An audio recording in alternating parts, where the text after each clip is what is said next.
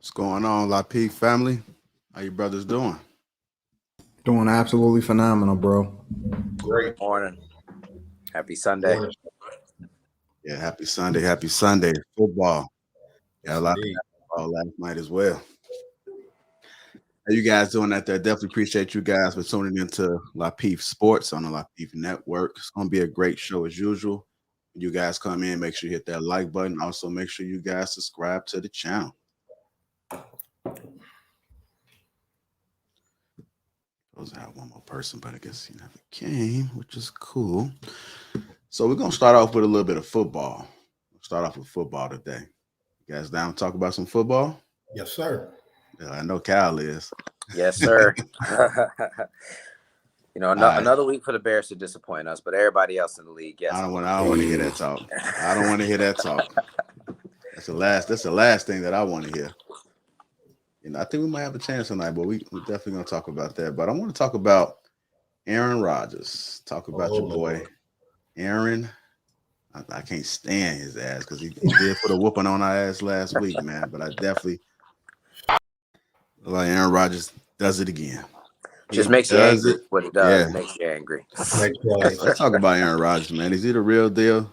Like, yes. Is Green Bay a championship team this year? Yes, absolutely. When you have a quarterback that plays at that level, you always have you can win every game. You always have the shot to win any game you play. He froze up. Oh, freezing up again. I would say yes. The Green Bay Packers, as long as you have Aaron Rodgers, you're always going to be in contention to be a championship team.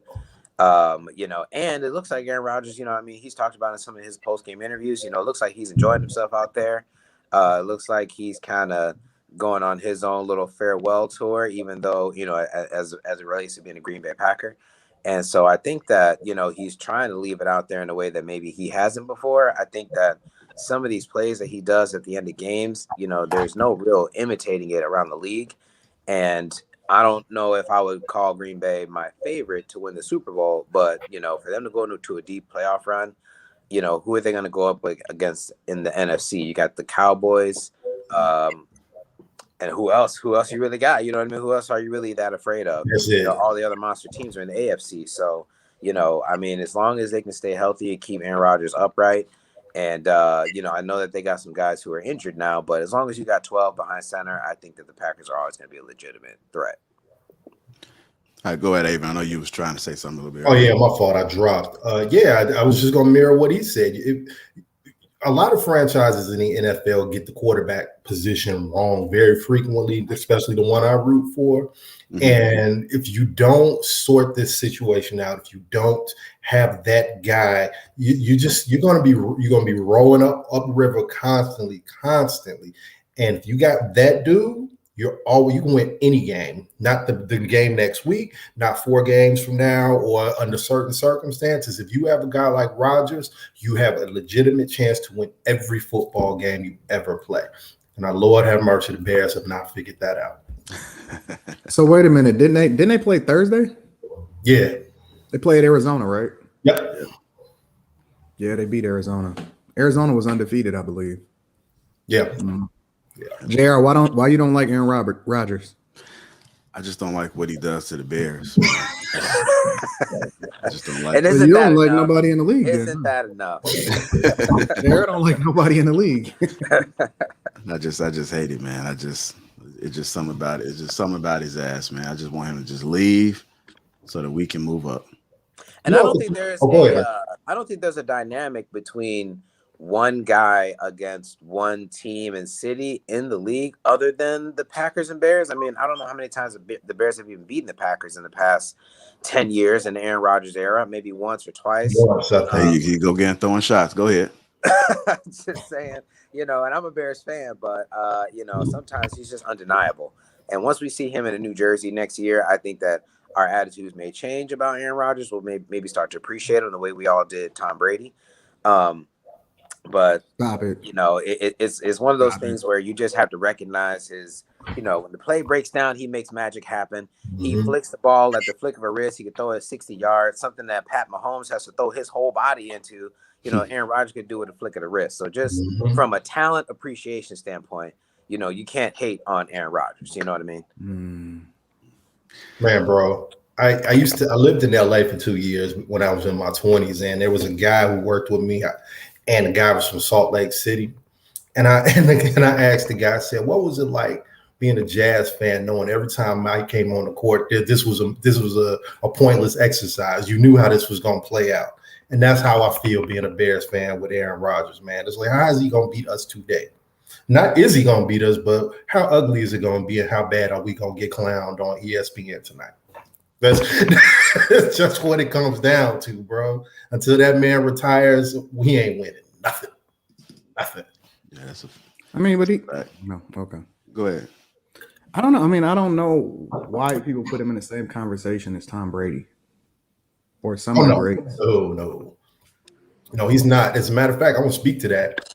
The scary part is about Aaron Rodgers is that they haven't given him nearly the amount of talent that he could have. Imagine right now if Aaron Rodgers had a first-round pick at tight end or another first-round pick at wide receiver. That's why he was pissed off last summer. They went out, got Jordan Love to sit on the bench. Man, you got a first-round pick sitting on the bench, ain't getting no tick, man. They've done that for years. That's the crazy part. Most people can't even name Aaron Rodgers tight end or his wide receiver. He's been doing this for a decade with randos. You know what I mean? Same thing with Tom Brady or whatever. If they were actually giving this man real tools, it could be worse. It could be worse. Yeah, that's my point. New England for a long time. New England, they made do with a lot of substandard talent. I'm not sure how they got them to fit into a specific system for them to be able to thrive in that environment. But Tom Brady for a lot of years he didn't necessarily have the best talent around him, yet he has more than one Super Bowl ring that Aaron Rodgers got. So, Well, when you break it down statistically speaking, they're almost the same. You know what I mean? They got pretty much the same amount of yards per season around about, which is a little over 4,000 yards. They got the same amount of touchdown passes for the most part. They both don't turn the ball over that often.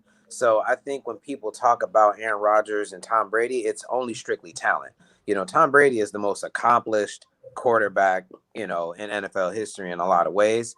But if you're going to start a franchise and you have all the quarterbacks to pick from, I would probably pick Aaron Rodgers before you are insane. You know what I mean? You would Because pick Aaron Rodgers before Tom Brady with the hindsight that we have, with the insight that we have. Absolutely. I would absolutely do that. Let's say your offensive line breaks down and you get some injuries there. Is Tom Brady going to be as effective as Aaron Rodgers would be under those same circumstances? If you got a real whack running back, you know what I mean, or a tight end that's not that great, you know what I mean? Let's say you get some guy who is, a no-name, is Aaron Rodgers going to make that guy better, or is Tom Brady going to make that guy better? And so I would definitely say that Tom Brady, in my opinion, is the greatest game manager of all time. If you want a quarterback to go out there and not ever make a mistake, or at least his mistakes are going to be few and far between, Tom Brady might be that guy. But if you're looking for a dude who's going to make magic, a dude who's going to turn a nobody into a somebody, make his teammates better, pretty much raise the whole team with his play, I would say that would be Aaron Rodgers for sure. But there's a lot more that goes into it than just talent, though, right? Like game management is a part of the package that you get with Tom Brady, right? The reason that him being able to inspire and people buying into what it is that he's doing. When he showed up in Tampa Bay, everybody got on his page, like they believed in him. It's a lot of things that go into it, and Aaron Rodgers, in my opinion, is just Aaron Rodgers. Like, yeah, he has the talent, but you know what I'm saying? It's a lot more that goes into. Listen, you use the example of the Jazz, right? Michael Jordan, Avon, I believe you used it, right? Yes. It's a lot of people, in my opinion, that was more talented than Jordan. Yes. That has come through the league. Yet nobody has ever been able to develop the mentality, that mindset, had the dedication when it came to practice, got people to buy into his system, regardless of whether or not they liked him. I think it's just a lot more that goes into the game than talent. And I don't think that you can take Aaron Rodgers and put him in New England and get the same results as you got as you got from Tom Brady in New England. I don't think you could do that. That's tough though, right? I mean, I think that if you give them each other's teams, so you're saying if you put Aaron Rodgers in New England over the course of the last 15 years, do you think that the Patriots don't see the exact same kind of success? No. Is that a Tom Brady thing? Is that a Bill Belichick thing? You know, what would you relate that to? It's a Tom Brady thing. I don't think you get the same. I do not think that you get the same results at all. Not even a little bit. I don't think Aaron Rodgers would actually have worked well in New England because of his personality type, man. I really don't. You know, Aaron Rodgers is that true blood gunslinger, and that was going to raise your boy pressure up there in New England. If you got a quarterback like that with Bill Belichick, they're going to kill each other, man. Because Bill Belichick does not accept mistakes. And Aaron Rodgers will give you the ball a couple of times, man. That's the difference between Rodgers and Brady. Brady ain't going to give you that ball, man. At least unless he is under a lot of pressure and, you know, there's just everything is breaking down in that play. Aaron Rodgers will give you that ball. Tom Brady's not going to give you that ball, man. He's just not. And if you were to switch Brady over to Green Bay, I think Green Bay actually wins more. Including this year. What do you think about this year? So you give Tom Brady the Green Bay Packers as they currently stand, and you put Aaron Rodgers on the Tampa Bay Buccaneers with a guy like Antonio Brown and Gronk, and that offense that they have with Leonard Fournette kind of being as stable as he's been, their defense not being, you know, as shabby as maybe people might have thought, they'd be a Super Bowl favorite easily. Whereas Tom Brady, I mean, I think he has the same luxury. So I don't really think that the gap between them is that wide. I think that they're neck and neck in terms of. We're arguing about the difference between a Ferrari and a Lamborghini. You know what I mean? But excuse me. But you want to drive one of those different cars under different circumstances. Like you might want a Lamborghini in a straightaway, but you might want to take the Ferrari in the curves. You know what I mean? But from a football and X's and O's standpoint, I think Aaron Rodgers, when you link him with a guy like Belichick, he's going to drive that man crazy because he's not going to stick to the script. And even as great as Tom Brady was, Belichick is Lord God and master up there in New England. You know what I mean? So I don't see that working, man. I don't see that working at all. All right. Well, since we're talking about Tom Brady, we can't talk about Tom Brady we can't talk about Aaron Rodgers without talking about Tom Brady. So let's bring this up. Of course, they played my Chicago Bears last week, and I was just highly disappointed. I did not like the little video with the Chief Keef song and, you know, him getting all roused. Target practice. Yeah, so let's bring up some I want to bring up a few stats from last week on what exactly he did. So Tom Brady threw for 211 yards. He was 20 for 36, 4 TDs, and 0 interceptions. I know I asked you guys about Green Bay. What do you guys think about the Buccaneers? You think that they are a championship team? Absolutely. If you got to put money on it, because you said that both Green Bay and Tampa Bay was championship teams. If you got to put your last dollar on it, who you betting? Who you betting on? I'm that Tampa, all that money gonna be on Tampa. Yeah, I'm putting that money on Tampa for sure. Absolutely. But it's not because of necessarily anything that Aaron Rodgers lacks. You know, I think it's the rest of the team about Green Bay versus I wouldn't pick Tampa because they just have Tom Brady. You know what I mean? I think that their whole team is better than the Packers are better. Or excuse me, than the Packers. And so that's what I mean by when you just take those two individuals, they might be different in talent versus the systems that they're in, the coaching that they have, the talent that they still have around them that are healthy. You know, I think it's a gray area there. Yeah, absolutely. I was speaking about that earlier about how organizations and the people around those organizations off that are a big factor in football. Bro, you got Tom Brady down there and he's surrounded by talent, and then you got Aaron Rodgers up here, man. Think about it. I think I was reading that they haven't taken a offensive specialty player like a wide receiver, a running back, or a tight end in the first round, I think in the last 10 years. You know what I mean? The organization is what lets Aaron Rodgers down over and over again because they don't give him weapons. You know, they want him to be Tom Brady, where he's going to elevate fourth round picks into first round performers or whatever. But that's just a talent. I don't think. Well, I think he has it, but I think Tom Brady is superior in that talent. And I definitely don't want to use the game against the Bears as a means to prove that the Bucs are good. Because the Bucs could have easily dropped 50. They could have put 50 on the Bears. Yeah, if you look at the stats, he only completed half of his passes. He didn't actually have a good game. Right. He didn't necessarily He dominate. really didn't. Yeah, so he didn't necessarily dominate the way, them 4 touchdown passes might make it seem like he was out there picking the Bears apart, but it wasn't as dominant.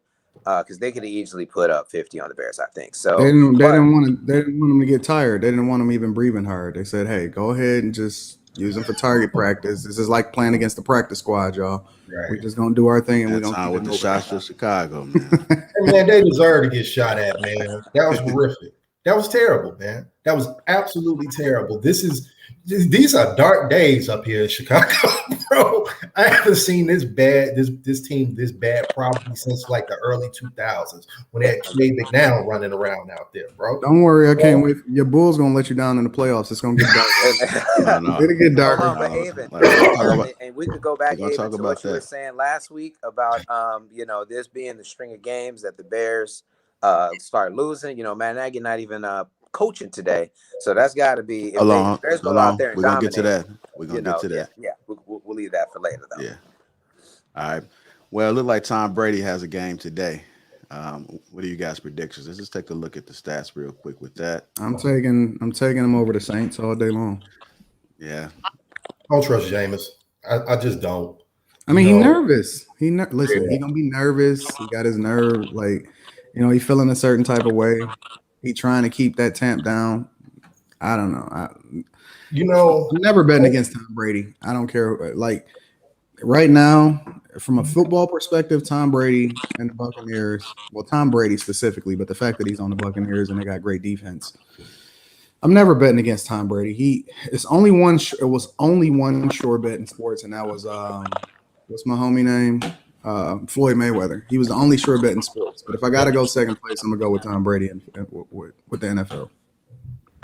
All right, so the Saints going down according to Anton. What about you, Cal? Aven?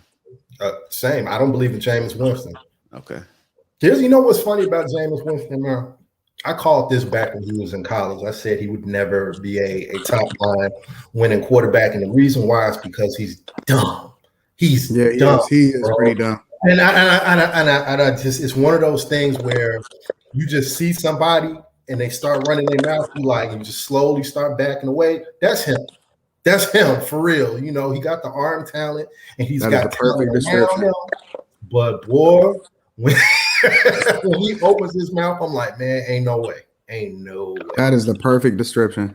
I mean, I'm definitely gonna pick the Bucs today, but a big matchup is Mike Evans and Marshawn Lattimore today. We'll kind of see how that goes.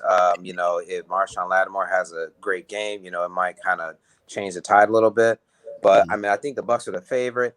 Again, I just believe in their whole team, and they're riding a lot of momentum. Whereas Jameis probably is coming in a little nervous, but don't sleep on the Saints. They got a nice little passing game going. Jameis is getting those deep balls out there, so they definitely got to account for that. So, and Alvin Kamara, you can't forget about him, and he's not necessarily just a guy you can think that you can just zone play or something like that, or just dare him to beat you. I don't necessarily know if you want to do that either. So I think it's going to be a close game, but the Bucs are favorite. I'm going to go with the Bucs, but I think it'll be a nail biter for sure. Okay. Well, we was talking about the Bears a few minutes ago, and Nagy is out. Nagy is out because of COVID protocols, along with some other players. Is that a good thing? Yes. Is that a good thing? Yes. Couldn't wait to say yes. Yeah, because you know what, and I love it. I don't want to wish anybody gets sick. Let's get that clear. I don't want to wish anybody to catch the jab, bro. But not the jab, but I know what you mean. We know what you mean. This is a lose-lose situation for him, and I'm enjoying this. It's like if they go out there and they get a win, everybody's looking like, what you been doing, bro? Now, if they go out there and get whacked again, the same conclusions of what you've been doing, bro. So is Khalil Mack playing today? No, he's out today. Nope, He's out. Oh, is he? Yeah. They got Quinn back, but Khalil is out. They got Robert Quinn and they got Larry Borum back today. So they got where we at when we get excited about a 5th-round tackle coming back to the put him in there. You know what I mean? Put him in there. I want to see it happen. You know what I mean? We threw Justin Fields in there, so we may as well put Larry out there too. You know, we gotta see what we have. You know what I mean? I think the Bears have to see what they have in him. So I think it'll be a good thing. Yeah, you ain't got a choice because what we've been running out there for the past 6-7 weeks has been horrible, man. Horrible.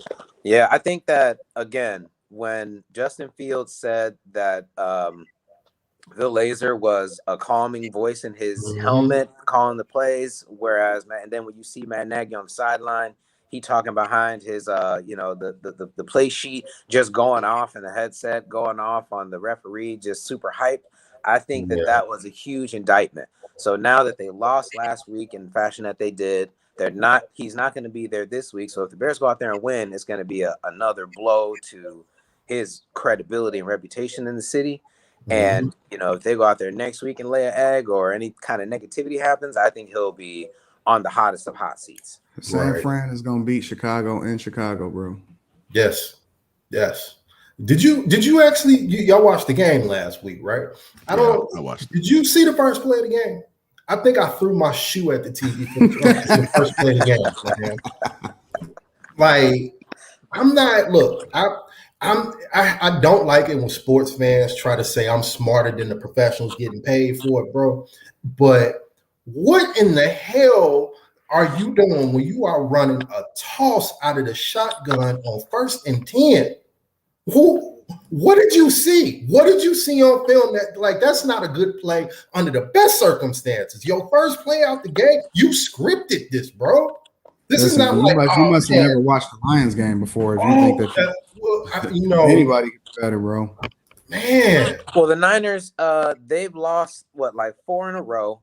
So they got their own struggles.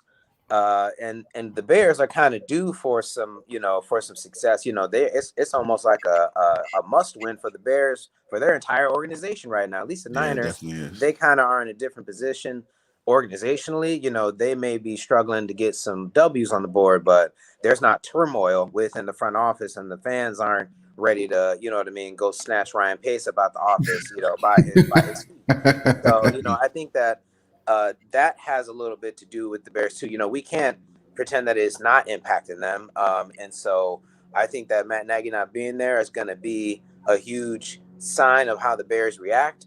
And, they're kind of on a must-win situation for them. They need the tide to change for them just in terms of the narrative around what's going on with them and them having to answer questions. So I think that they have to win today. And if they don't, it's going to be a nightmare this week. That's good. Let's talk about Patrick Mahomes.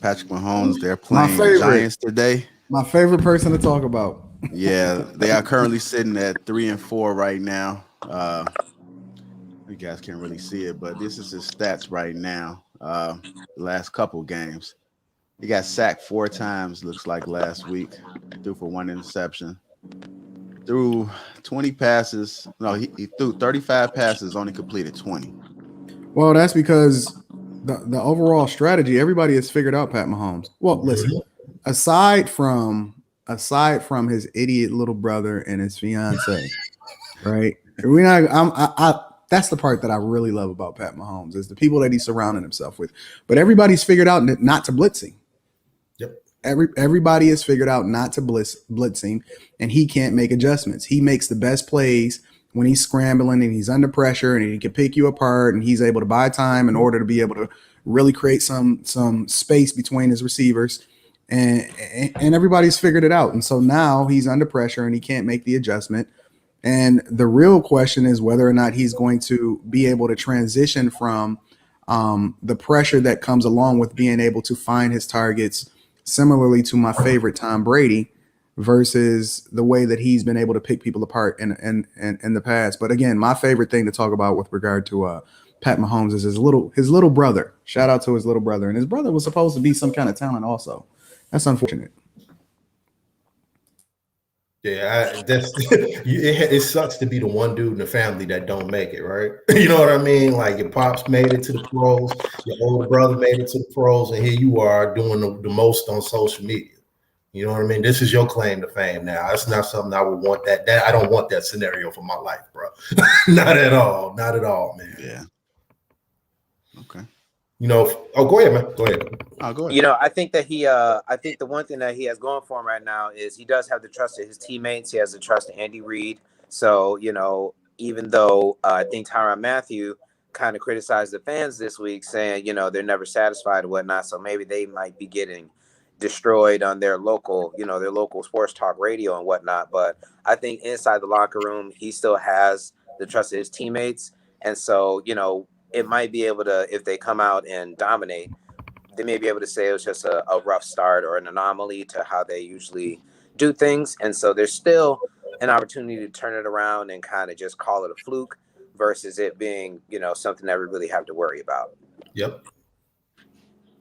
All right, I want to ask you guys' prediction about this game. You think Dallas going down today? Those pesky Dallas fans. I don't. Yeah, they're playing against the Vikings. The Vikings are 3-3. No. Well, I'm certainly rooting for them to lose. I want the Vikings to lose. I want the Cowboys to win. That way the Vikings lose to help the Bears, of course. But in terms of, I don't know what to make out of Dak Prescott's injury. All of a sudden he wouldn't have played last week. So does that make him a good to go this week and, reliable like that? What's his status? What's his status for this week? I think he's playing. Okay. I think he had a calf injury, but, I think he'll be out there. So I think that it was just like, hey, if we would have played last week, I wouldn't have been out there at all. So I'm not really sure how that's going to impact today's game and what he'll be expected to do. But, they're putting up a lot of points. I mean, they're coming off a bye, though. Yeah, so, I think that it'll be kind of a shootout. And I don't know if Minnesota has the firepower to really keep up. They don't. They haven't had firepower since Chris Carter and Randy Moss been running around that man. The Cowboys do this to us, I think, every other year, every 2 to 3 years, where they amass talent, they go on these long runs. I'm not falling for the okie doke, man. I'm not falling for it. And then look at the division they play. You have to guarantee them 7 to 8 wins every year just off the bums in their division every year. So that's how you get an incorrect view of them every year anyway. But, today, I definitely see them, winning. They'll probably run the ball a little bit more. Minnesota's got a halfway decent run game, but I think when you running 3 of those wide receivers out there, you running out of ace, you running out of the shotgun or whatever, they should be fine, man. They should be fine. Yeah, I think Dak has thrown touchdown passes in every game he's played in. And then let's not forget Trayvon Diggs is on kind of a tear as a defender. I'm sure he'll get a pick off of Kirk Cousins. Kirk Cousins has been throwing picks every game, I want to say, since the season started. So, that Dallas defense is probably going to be on a tear a little bit too. So, I don't have any faith that the Vikings will win. I mean, unless they can really win in a shootout, 35 plus points on each side. I think that, it might be a wrap for the Vikings today, which would be a good thing for the NFC North situation, even though the Packers got that locked up, I guess. Yeah. Well, we're going to talk about some basketball, but before we do, we're going to shout out to the sponsor for the night, which is not tonight, but for today, Cade Hanley.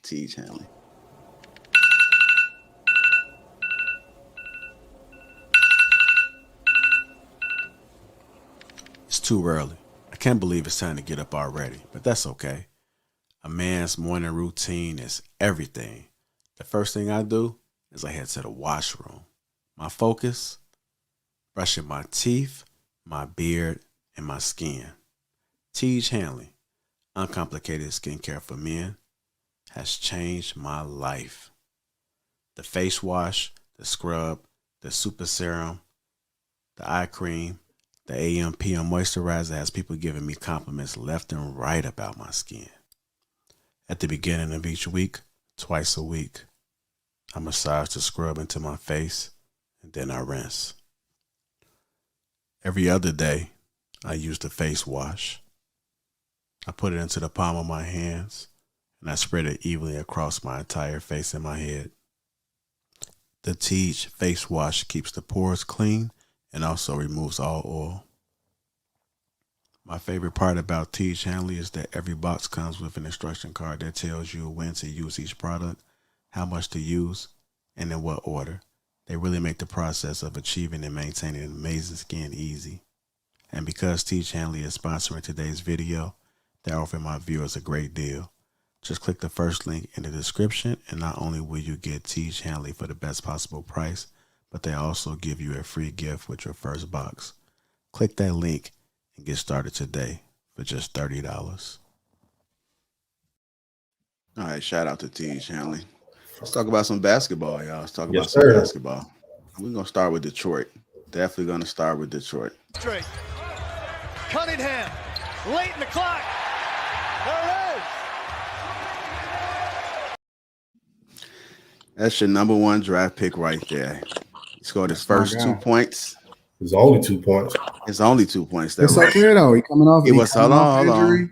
He was 1 for 8 from the field goal. He was 0 for 5 for the 3-point. 2 offensive rebounds, 7 rebounds, 2 assists, 2 turnovers, and he did that in 18 minutes and 55 seconds. Go ahead, Anton. It's okay though. He's getting his wheels back. He's getting comfortable.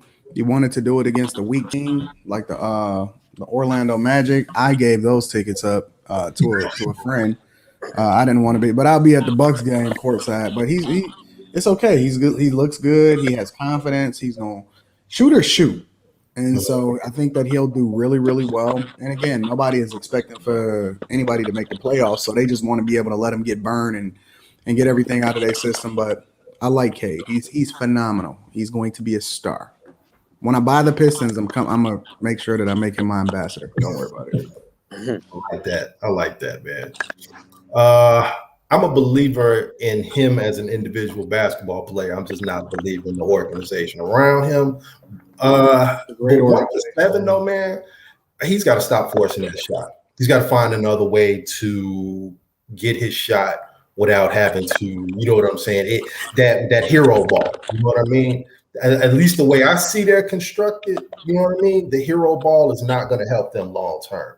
I thought one of the big reasons that he went number one is because he wasn't just a ISO wing guy who's going to be a volume scorer, put 30 on you. He's going to involve his teammates and kind of be that true, kind of like that Luka power, 3 small forward, point forward thing or whatever.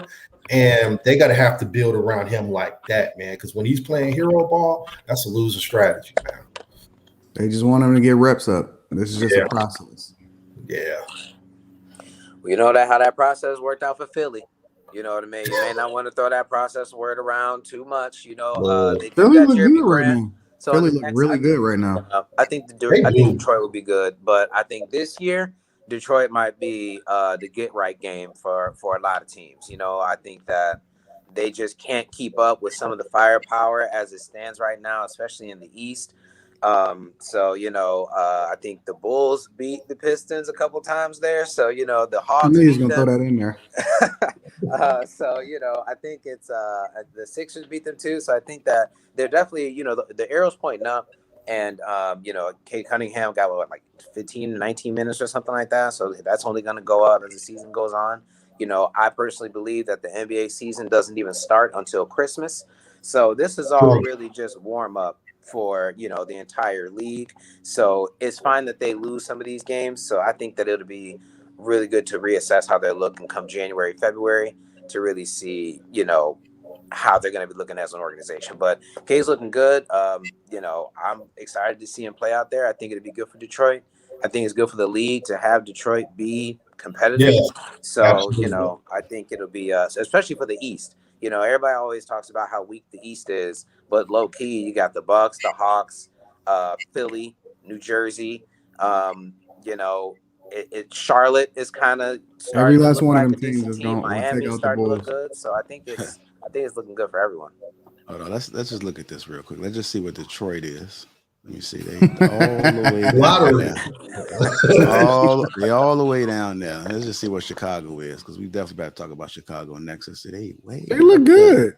They look good. I'll give it to you. They all listen. You guys are a phenomenal regular season team. You are great. You are a great regular season team. Listen, we're gonna let DeMar DeRozan put up whatever he want to put up. We're gonna let him do his thing. He's he's feeling good, and the team is playing. He's saying all of the right things right now. And then we all know, first round of the playoffs, he's gonna implode. We know this. We know that he is not a playoff guy at all. And so enjoy it. I mean, it's gonna be awesome. Well, we're gonna definitely enjoy it right now. I promise you, when DeMar DeRozan borderline airballed that last shot, I heard Anton in my head. Yeah, and I said, man, I got to talk to this dude on Sunday. I got to talk to this dude on Sunday about DeMar DeRozan. And here you are throwing air balls at the end of the game. I said, this dude Anton going to kill us on Sunday. I love it. I listen. I'm watching every Bulls game this year. I'm looking for the holes. I'm emailing management for their opposing teams to let them know what it is that I find. I'm paying attention. Okay. Well, the Bulls they took a loss with Patrick Williams going down. No, they didn't. Now they really lost. I mean, now they I wouldn't say that. Yeah, I think they need to go, especially after coming off last night, man. I actually seen like the other guys get some reps in, man, and they look pretty good, man. Bogdanovich. Stepping over, short, ball the rebound. Here's Levine trying to burn some clock. Up ahead, DeRozan. Yep, still got them braids. We're gonna see. Yeah, look at DeRozan. We're gonna see. So, I believe Utah was they was undefeated coming in, right? Yeah, they were the last undefeated team. And guess who knocked them off their throne? We gonna let them breathe. Here's the thing. I'm a Bulls fan, but I'm also a big critic of the Bulls because I got to keep it real. They got to find someone over 6'6" that has a pulse for real, because you can't keep running out Javonte. Man, look, I love Javonte Green. He's not a power forward. He's not even a small forward. He's a guard that plays big. You can't start him at the 4, man. You can't do that. And, this whole we're going to rebound as a team thing, man. Look, I think they've been out-rebounded a couple of times in the last couple of games or whatever, and they've still managed to pull it out. But that's going to accumulate over time, man. They've got to figure that out. Vooch isn't a rim protector. He'll give you boards, but he's not a rim protector. They got to have that Daniel Tice guy back in there. Or, I hated that they traded Gafford because that's exactly who you need. Yeah, you definitely need him right now. Well, I read they have floated earlier in the week Montrezl Harrell. They trying to maybe that would be a great fit. Get a little trade for. I don't know how he would fit on that roster though. I think he might be too much energy for DeMar DeRozan and them to really be able to handle. So I think he would be a great addition. Who they gonna give up for him now? Who they giving up for him? That's the question. Yeah, they don't have much to move. I mean, there's the whole everybody. This is a big thing I keep hearing Bulls fans. They've been like this golden ticket poked away in their pocket. Oh, we're gonna trade Kobe White. Kobe White, we got him stuffed away. Don't nobody want Kobe White, bro. Don't nobody want him. He hurt me bad. Yeah. Until he come back and show he can actually play. Yeah, that's Don't true. nobody want him, man. Well, he's a free agent at the end of the season. So maybe we may be able to get him just as a signing, but somebody would take a flyer on him. Yeah, but I don't know what they would give up for. Not a starting 4 though. No. Yeah, no. You probably give up a pick and maybe 1 or 2 of your end of the bench guys. You might have to try and do some kind of sign and trade with a third team or something like that. But I don't know if there's anyone that they really want to give up. But the Bulls believe in Vucevic a lot, so I feel like they are going to be. He's not a rim protector, man. He's not for whatever I'm trying to think who's the other guy. But I don't know. I'll come back to that point. But he's not a rim protector. He's 6'11", and he's a purely offensive player, man. He looks lost down there on defense sometimes, man. Sometimes he doesn't even know how to do basic stuff rotate. And he's I think it was the play they were playing when they were playing the Knicks, and the guy was coming down the lane. And he didn't rotate, and it happened twice. It happened twice in a row. He didn't rotate, and he got turned into a poster, man. The guy just does not have a defensive working understanding of the game, or he's just lazy. And I'm hoping it's the first one because you can fix. Can't wait to the playoffs. Oh my God. Because listen, the thing about it is that what people don't understand is that in the playoffs, the game slow down. Right now, see, the best thing that y'all got going for y'all is y'all got a running back court. You got Lonzo is playing defense, and he's a tall guard. So y'all got a great backcourt right now. But when the game slows down and people are able to plan for you, and DeMar is not putting up 30, he's putting up 13, and he's shooting 29% from the field, it's going to be a completely different conversation. I promise you. Mark my words. I promise you. Yeah, I agree. There's holes in that roster that they need to fix. Quite frankly, I don't think they have enough shooting either. And because what's going to happen is, now that you said it, what's going to happen is the smart coaches are just going to start packing the lane on the Bulls. I don't care how well you move the ball. If you can't consistently shoot the 3-point shot, they're just going to start packing it in and let you shoot your middies all day. You can have them, bro. If DeMar DeRozan shoot your middies, go ahead, fine. But what we're not going to do is have the and ones and all, the flash into the basket with Zach LaVine. They're going to have to space that floor eventually with an elite shooter, and I don't know where you find that at. All right, we're going to talk about the Brooklyn Nets, but before we talk about what they've been doing, let's talk about Kyrie real quick. Nets owner Joseph says he wants Kyrie Irving to get the jab, but he's unsure when he'll play again. So I can't see like New York as a city really changing anything anytime soon. So what are you guys' thoughts about Kyrie? Like, should he just stay out, or should he just go ahead and just get the jab? Right, he getting 17 M's no matter what. So why do he care?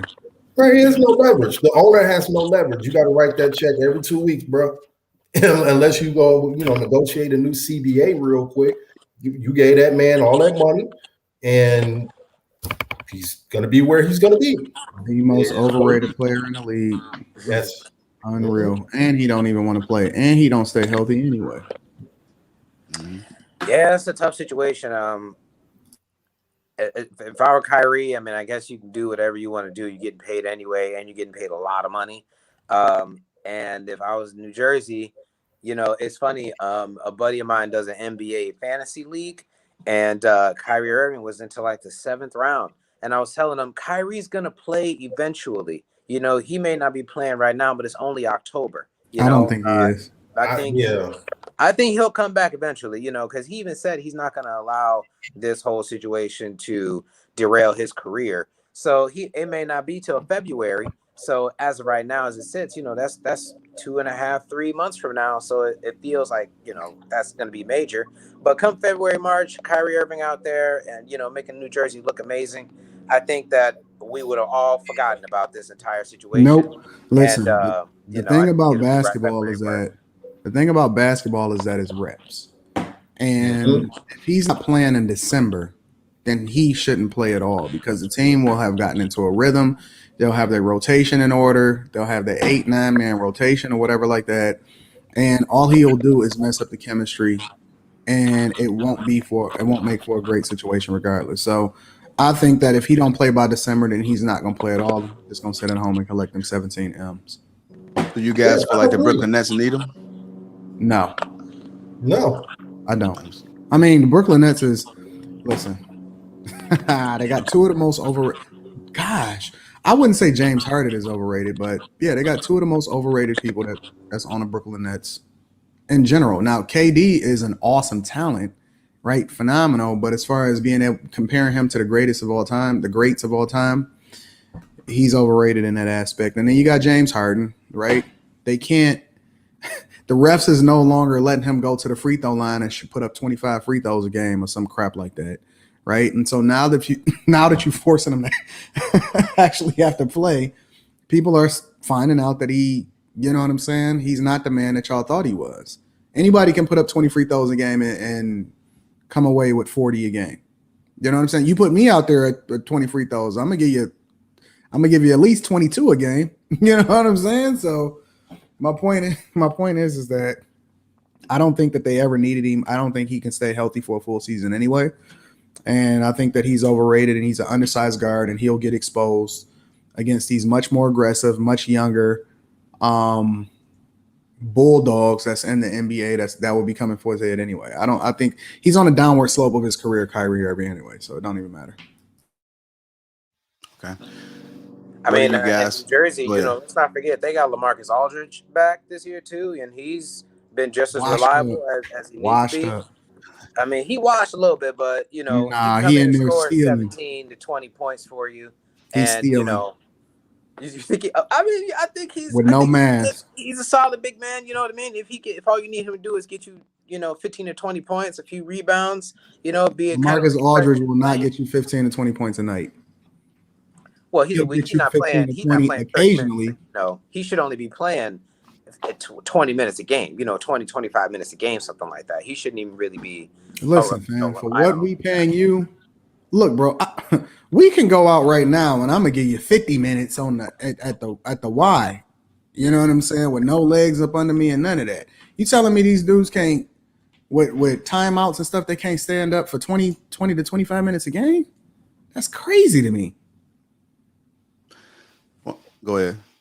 Aiden, you're on mute, just so you know. I don't believe it. He's basically a stretch four that you bring off the bench to give you a little space. And at this point, he's not really a factor. Neither is Blake. They're role players at this point in their career, and they're quite frankly not even good role players. They're too old, man. Blake is a good role player. Blake is playing great. I mean, Blake is playing great. In April, when that body is we all look good, at 7:15 when we about to hit the club is what you look like at 12. He ain't played a minute. I don't know, man. This situation with Kyrie and what you're seeing in LA. I think I spoke about this last week, how I think this is going to be a bit of a harbinger of change in the NBA, the way teams are constructed. When you're committing 75-80% of your payroll to guys who have guaranteed contracts and can literally grenade your franchise if they decide to get pulled over one night or do something stupid, you know what I mean? And now you're stuck. And you can't use this cap space. And I think this is going to, I told y'all, the way Milwaukee is doing it right now is going to be the template going forward. Get you one star and build around here with a bunch of really good players. So if you lose somebody, it's next man up. If you got 3 guys and 9 assorted bums and one of your 3 guys go down, you're not a contender anymore, man. You're not a contender. If anybody get injured, any prominent player across the league, you're not going to be a contender. I mean, if anybody if Chris Middleton gets injured for the Milwaukee Bucks, they're not going to win the championship. He'll be a wrap for the Bucks if they lost. All right, gentlemen, staying with the Brooklyn Nets, let's talk about how the rule change was put in place. Seems to be affecting James Harden's game. Do you guys think James Harden will still be able to contribute what he was doing before, or do you think he's going to constantly struggle? Hold on. Before we get into that, James Harden is one of the most weirdly built people I've ever seen in my entire life, bro. Honestly, it's like a combination of Raymond Felton and I don't know, bro. I don't understand why he's like if you look at him, he's actually pretty muscular and in shape, but then he's built like a penguin. I don't understand it. But I think that the league is starting to get back to a space to where they want it to be pure basketball. They're tired of people traveling. Too many people have adopted a certain type of game style and is making for a bad game. But at the same time, that's slowing the game down. Yeah, at the same time, they still want to put up the high numbers, right? So I think that eventually the refs will start showing James Harden some love. But I don't see Brooklyn doing anything at all. Like, I don't see them as far as winning a championship. I don't see that. I see them beating the Bulls, but I don't see them winning a championship. I think Harden is being exposed a little bit. Without those foul shots, I think, his points are going to be down. His impact on the game is going to be down. Though him getting those fouls are like momentum killers for the other team as well. So now, the other team can just get the rebound and be out on the break and turn that miss into, a fast break opportunity. So I think that James is going to have to rely more on his shooting now and actually try to make these shots that he's, will otherwise just be plays that he's just drawing fouls for. He's going to have to actually, like some of these other guards do, actually practice making some of these teardrop shots and some of these, high contact in the paint shots. Because if he doesn't, then yeah, I think he's gonna continue to struggle. And I think that without having other stars on the court with you, they're only gonna dare you to drive the lane now. And if it's not a real clean foul, and if the ref's gonna keep not calling it, he might have to rethink his game in terms of his jump shots and his 3-pointers and whatnot and all that. Pump fake 3-pointers, he's gonna have to maybe stop that and really actually practice making his shots. The thing about, I seen the comment, what they said about Blake.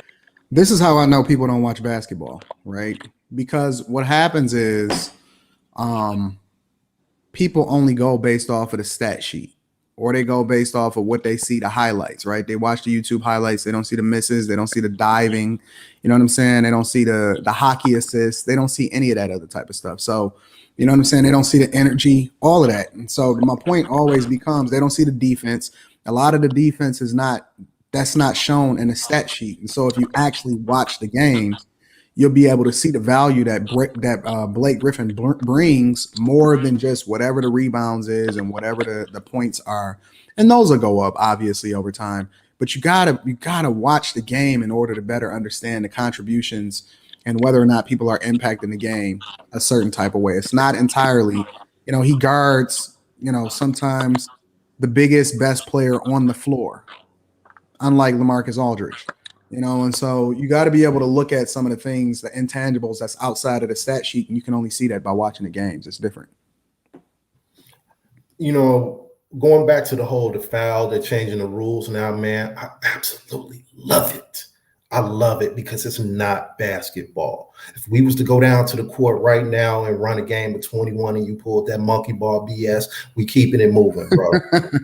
Keeping it moving. You know what I mean? Nobody is doing that out here on the court. And what I love, this is why I think the NBA is the best run league from a management standpoint out of all the major sports, because they're in tune with their viewers. And their viewers have told them they are tired of looking at that monkey ball flopping. They are tired of dudes jumping into defenders and getting three free throws.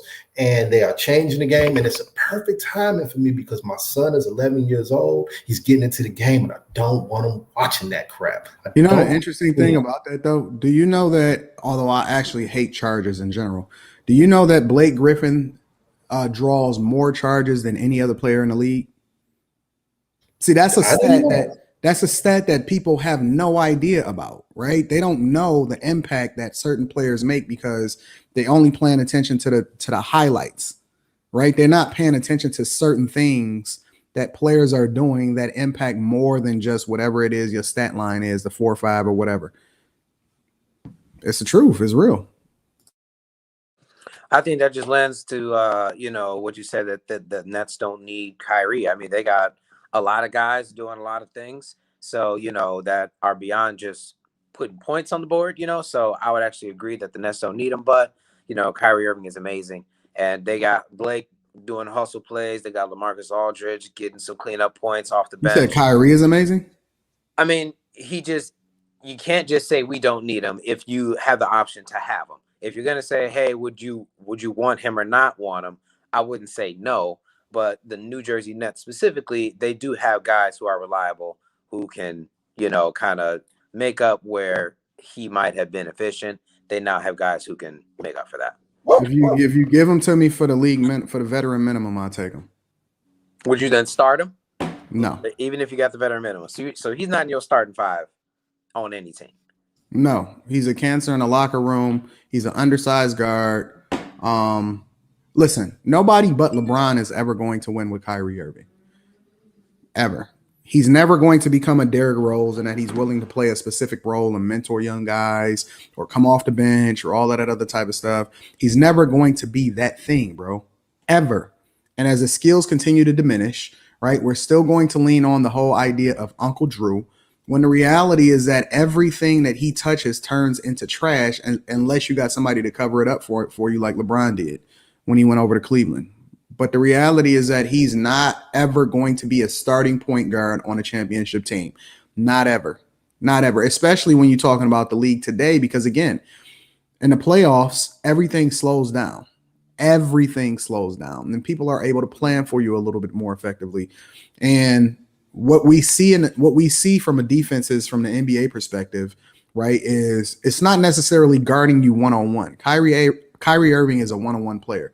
It's not a one-on-one league. It's a help league. The only thing that matters is help defenses, right? Teams are playing zones more. They planning more for you in the playoffs, all of that type of stuff. And that does not lend well unless you have somebody to create for you. Because in my mind, Kyrie Irving is just an undersized shooting guard. He's not a point guard. Okay. I want to talk about KD real quick. He played against the Pacers. Time block underneath. Durant is fouled by McConnell, and Durant just chucked the ball into the stands. It's a technical.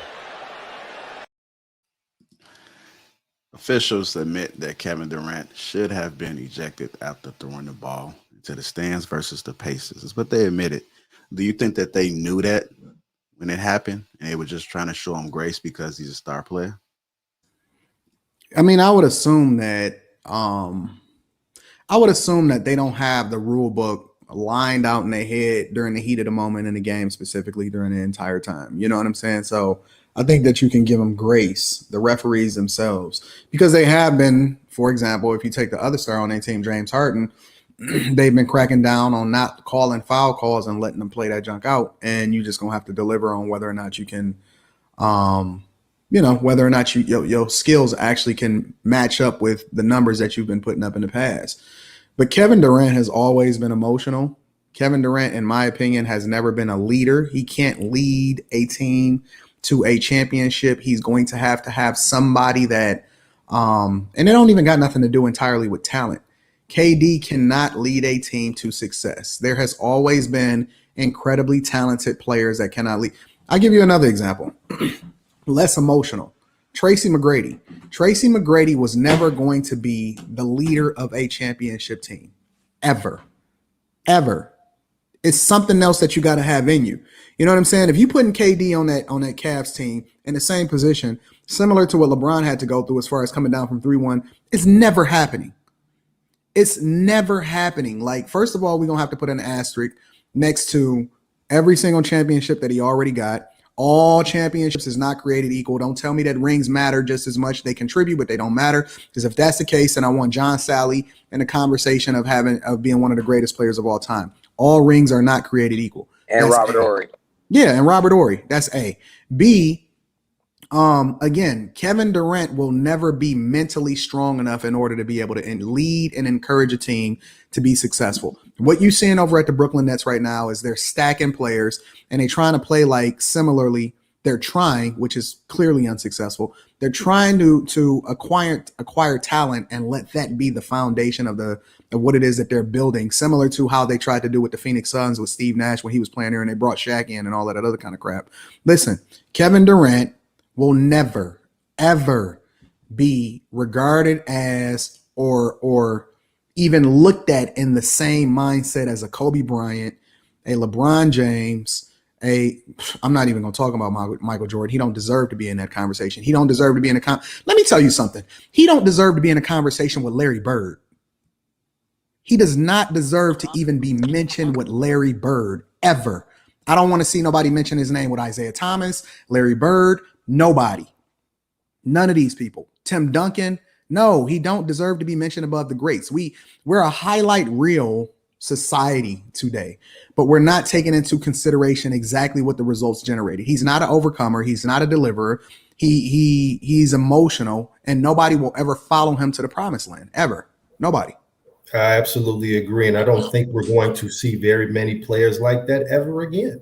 This is what's going to make us appreciate the Kobe's, the Isaiah Thomases, the Larry Birds, because we're not making killers no more, man. We're not making killers anymore. The things that you have to go through from junior high to high school, to your early college days that gives you that. I don't think everyone is born with it. I think some people do acquire, but I just don't think we have a sports infrastructure in this country anymore to create that mentality. Because, everybody gets a trophy. Everybody's emotional. You can't check kids. Man, I saw a message from an AAU coach here in the city who said he's tired of having to tell kids to stop standing over people after they get an and one and get down 24 points. He's tired of it. And that's the type of environment. KD's an AAU baby, man. And when you're an AAU baby, man, they just don't get that mentality because they don't have to overcome anything. They go to teams that are stacked. They go to colleges that are stacked. They go to teams in the NBA that are stacked. They never have to really get it out the mud. We'll never see these killers again because the infrastructure from college on down is not conducive to creating them anymore. Dog, I don't want nobody to mention KD's name even remotely in the same vein as Larry Bird ever. I mean, to address him throwing the ball into the stands, I think KD came out and said that he was trying to hit the backboard. So maybe because he didn't want to catch that fine. Yeah, right. Or so maybe and he felt like that wasn't something to throw him out on. So I feel like maybe in real time the referee was just like, this is KD, I can't throw him out for that, so I'm gonna just tee him up and then let the NBA handle it. But as far as what you're saying, Anton, I think it's interesting that because I agree that we can't compare these players with some of the NBA icons that we really look up to. But to Avon's point, I don't think there are guys like that anymore. Once LeBron retires, it's gonna be Giannis is like that. Well, Giannis, I mean, I think that he rallies the team in a different way. He's like a perfect teammate. Whereas KD is just a hooper, so he'll just go out there and play basketball. And it don't really matter who's on his team. Whereas Giannis might, have a little bit more chemistry with his teammates, and that something like that might mean more to him than it would. You can't say that because the whole reason why he went to Golden State and to Brooklyn is because he had somebody to go along with him. He wasn't there to just hoop. He's not trying to build, right? That's the reason why he ran away from Oklahoma City is because it wasn't just about hooping. He actually wanted some level of validation, but he don't have what it takes to lead a team with regard to that. That's why he ran away from a team and he ran away from the team that almost made it to the championship game and ran to the team that actually beat them. He don't have that killer mentality. He don't have it, right? Giannis is like, yo, we lost, but we coming back, right? He got that passion. You can see it within him. KD out there playing for Jay-Z. That's sitting on the sidelines. He playing for kudos points. He playing for likes on Instagram, bro. I guess the point I was getting to was, outside. Okay, I'll give you Giannis. I agree with you on that. Who else is there? Maybe Dame. Might have a killer instinct in him.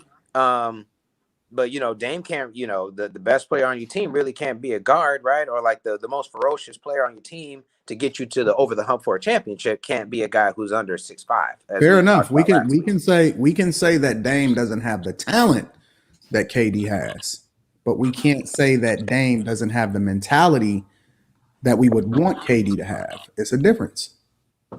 Well, which one? If you're the GM, which one are you looking for? Are you looking for KD talent? Or are you looking for Dame Lillard's, killer instinct? What do you mean, like coming out of college? So like one's gonna get you that championship and one won't. You know what I mean? No. A killer mentality and a guard. Wait. Let's be clear. Kevin Durant, from a championship perspective, is in the same boat as Dame Lillard. Listen, anybody could have joined that Warriors team that had a remote pulse and could have got a ring. That's true. We giving him credit now for joining a team that was already a championship team? Well, we give him the credit for his individual performance. I mean, he was a final. Yeah, if I got Steph over there lining up and I got Clay over there lining up, they gonna leave me open all day too. I'm gonna be the MVP too. You could have went and got Norris Cole and Boobie Gibson, and they probably would have been an MVP on that team, bro. Real talk. Anybody could have joined that team and got the dub. Anybody. I don't want to hear that name again, man. Gibson, Lord have mercy. You telling me if Dame joined that team, he wouldn't have got both of them dubs? CJ McCollum, I'm not going to say no to that. Take your pick of any shooter. Take your pick and tell me that none of them would have got a dub, adding them to that team. I mean, Ja Pachulia got him a ring with the Warriors. So, I definitely believe that, anybody would have joined that team, and the way Steph and Clay and Draymond were, and Andre Iguodala were kind of doing it in them years, Sean Livingston and them. I mean, that team was solidified. But, they had tremendous talent. I would say Draymond maybe would have had that mentality in terms of who's leading the team. But I think their talent is what really got them over the hump more so than any kind of killer mentality that they have. No, Draymond, and this is one of the reasons why I made that argument last week, and that Draymond is the heart of the team, right? They're coaching. They got great coaching. They had a phenomenal coaching staff as a part of the team. That's one of the reasons why they got rid of Mark Jackson for other reasons. But my point is just that, listen, any person could have joined that team, and they would have got a dub. Any mediocre to decent talent could have joined that team, and they would have got a dub. Right? You would have if you put Melo on that team instead of KD, they would have got a dub. We would be talking about how Melo got 2 more rings than KD. So why do we give him credit for being so awesome when he hasn't necessarily delivered anything? Listen, when you look at success, when you look at impact and talent, did he deliver more than Tracy McGrady? Well, he went up against LeBron in the finals. You know what I mean? That matchup that we were always looking for, the LeBron versus Kobe. I'm not going to put Kevin Durant on the level of Kobe. I'm not saying that. I'm just saying in that moment, you know what I mean? When Kevin Durant is in that moment, when there is the opportunity to fail and, you know what I mean, embarrass yourself out there, he did go out there up against LeBron, who is arguably the best player ever. You know, way better numbers than he did too.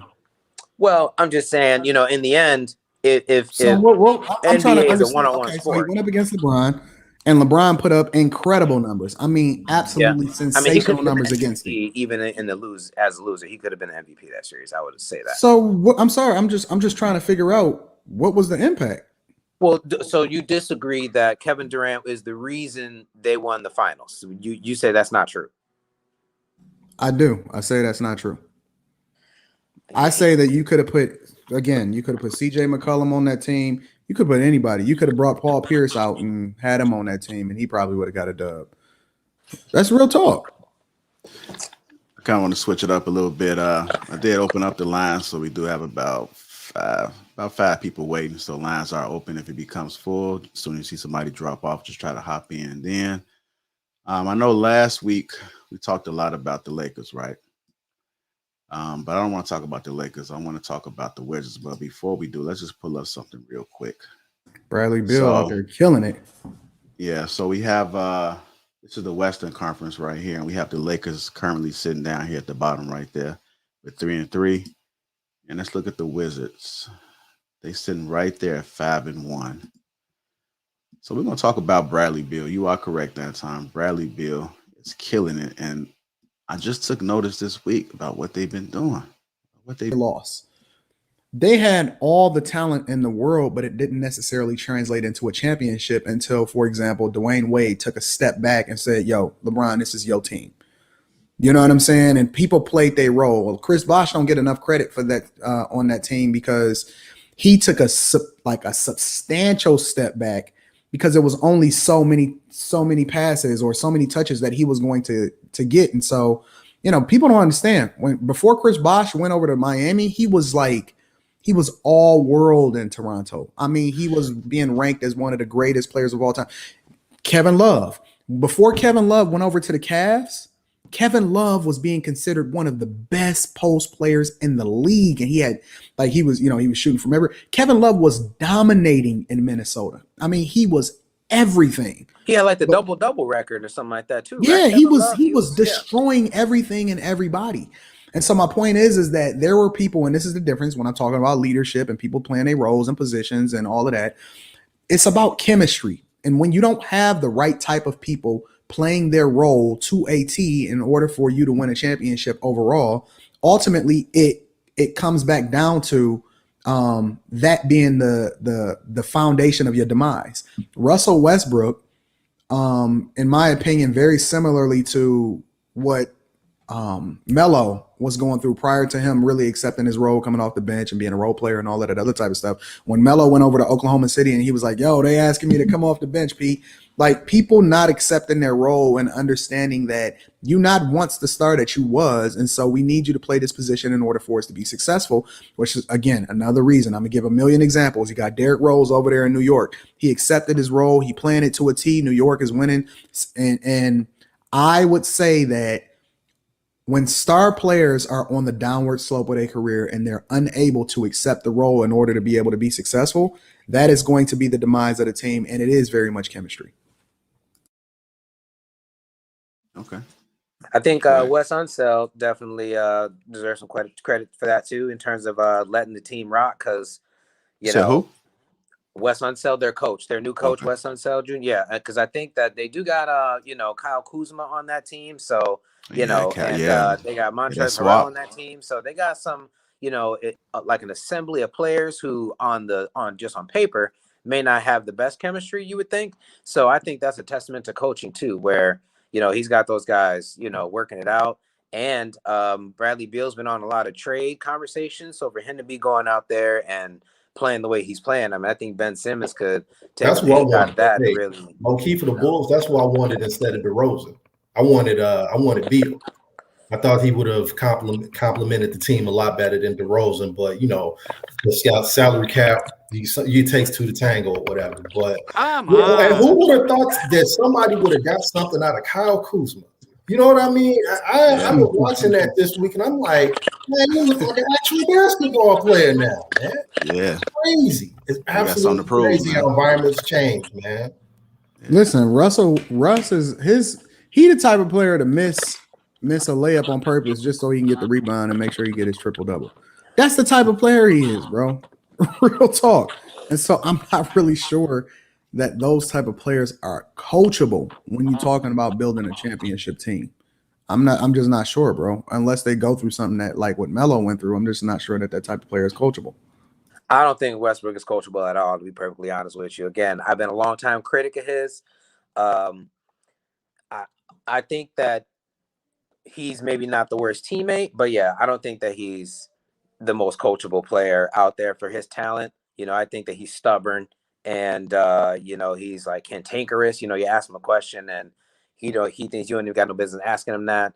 And then you ask him about his struggles and he said, I'm not struggling. I make how much money and I'm out the hood. So, it's like you can't even really talk to him. So I think he'll be the biggest obstacle for the Lakers is going to be Russell Westbrook, in my opinion. Okay. We're starting to bring people up. Welcome to the show. Jay, what's going on? What's going on with y'all, man? There you go. How y'all doing? What's good, bro? Chilling, fam. What's the word? Chilling, I man. like how Jay slided with that quiet storm voice. I'm with it. Yeah, I'm with that for sure. But nah, I mean, Anton was hitting it on point as far as a lot of these players, they don't adjust well when their role changes, when they're no longer, they're going into the twilight of their career. We saw it with Iverson, where Iverson was not taking a back seat. It's like, fam, you 12, 13 years in, man, we got this young dude, Mike Conley. Like, if you were coming off the bench and help him, mold him, like, this could be, that particular Memphis team could have been good. Russell, like, there's no reason for you to have been in the league 12, 13 years and you still don't have a consistent jump shot, man. That's what shows the difference between the greats, the leaders, and just people that are just good. You know what I mean? Like, you have Kobe won a championship and then got on the phone and said, yo, Hakeem, man, I see that footwork you got going on. You think you could go with me over the summer? This dude just won his third championship and was like, yo, Hako, show me that work, that footwork. Yep. How you do that? Yep. You know what I'm saying? That's the difference between great people, man. Like, Russ is Russ is just not a team player, man, because he's not willing to adjust to what makes the team better. If you know that this person could shoot, it's like, yo, I'm driving to the basket just because I know they're going to converge on me and I'm going to drop it to that 3-point shooter. He doesn't play like that, man. And you also got to take a point from Kevin Durant. Got to remove him, dropping him another notch down, bro. He won't brush his hair. Yeah. Why won't he brush his hair? Jesus Christ. Did this man just wake up and just had a beady beads on top? Why won't he tame that, bro? I don't understand. Anyways, that's just me ranting. I mean, But I agree with you, I Jay. mean, it's the same. Yeah, I mean, it's the same reason when people get rich, they just grow their hair. They just stop caring. Like, I'm rich, so why am I brushing these waves or trying to even get waves? Like, but another thing, what you were saying about Kevin Durant. See, like people like Kevin Durant, Melo, like they are vicious offensive. They're elite offensive talent, man. You know what I'm saying? They are elite, but I think they need another person to harness that. They need a leader. And what I'm noticing a lot of these teams that we're talking about, they lack that veteran leadership on the bench in the locker room. Like I noticed, like I'm a Melo fan, you know, I'm a Knicks fan. So I noticed our best season was when we had J. Kidd, Rasheed Wallace, Kurt Thomas, when we had them strong veterans in the locker room that was slapping these young dudes up. Like, you know, Kurt Thomas would yoke JR up. You're like, cut that dumb shit out. You know what I'm saying? And we played well. We won like 57 games that year.